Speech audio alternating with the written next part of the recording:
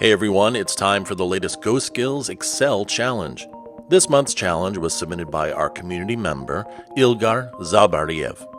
Follow along and see if you can solve it yourself. Hey everyone, welcome to this month's Excel challenge, which is to build an amortization schedule tool. So this is a great challenge from Ilgar because an amortization schedule tool is something that can help you out if you're buying a house or a car or something else that has installments. And this tool is going to be something that is really helpful to help you figure out what the payments will be each time, how much of the principal you're paying off each payment, how much of the interest you're paying off, what your balance is, how many payments you've got left. So an amortization tool can be really handy in a lot of different scenarios. The challenge dataset file has two worksheets.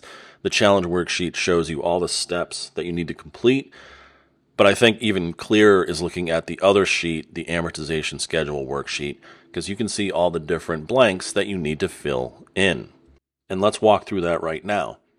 The purchase price is set for you, so you need to enter the formula that computes the down payment, which is 25%.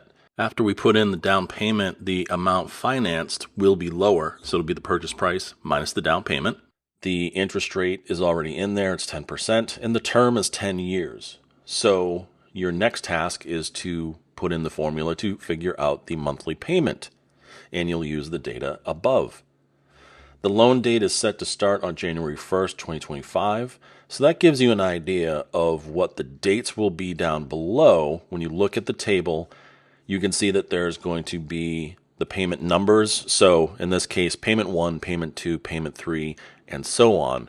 Fill those in column B. Column C, you're going to put the dates for each payment. The payment itself will be in column D, so that will be the same payment each time. What is that installment amount? Column E and F have the interest and principal. So how much of the payment goes towards interest, how much goes towards the principal? That will change each time. As you pay more and more, the principal will increase and the amount of interest will decrease. And then in column G, the balance. What is the balance after you make this payment? And then to finish up, we have three more things to compute. The total payment amount, how much you pay over the life of this loan, the total interest amount, how much interest you paid over the life of the loan, and then the total principal. And after you get those three fields done, this amortization tool is complete. So let us know how you do. We're eager to see your approach to build this essential financial tool. Good luck. And we can't wait to explore your innovative solutions. Do you have what it takes to complete this challenge? To get started, click the link below to download all the files you need. Let us know how you're doing in the comments section.